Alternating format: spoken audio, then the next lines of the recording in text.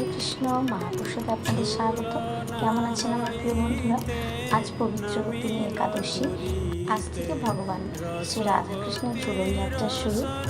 তাই আমি আজকে সকাল সকাল উঠে ভগবানের স্নান করিয়ে ভগবানকে শৃঙ্গার করে ভগবানকে ঝুলনে বসিয়েছি এবং দোল দিয়ে দিচ্ছি।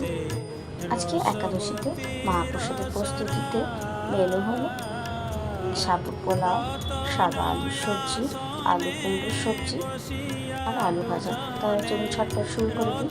প্রথমে আমি একাদশী লুচি বানানোর সাবুটাকে মিক্সিতে পাউডার বানিয়ে নিয়েছি, কিছু আলু সেদ্ধ করে নিয়েছি এবং সেটা গ্রেট করে নিয়েছি। এখন দিয়েছি গোটা জিরে, সন্দক লবণ আর সূর্যমুখী তেল দিয়ে রেখে নেব।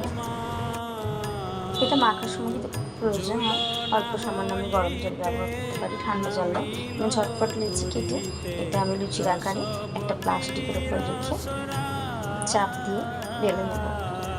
এভাবে সমস্ত লুচিগুলো আমি বানিয়ে নিলাম। আলু সবজি, কুমড়ো সবজি, কোনো মশলাই দিই এর মধ্যে আমি আজকে, এবং আলু ভাজাটা বানিয়ে নেব। তৈরি হয়ে গেল আজকে আমার একাদশী প্রসাদের প্রস্তুতি। ঠান্ডা হলে তুলসী পত্র দিয়ে আমার প্রিয় ভোগ।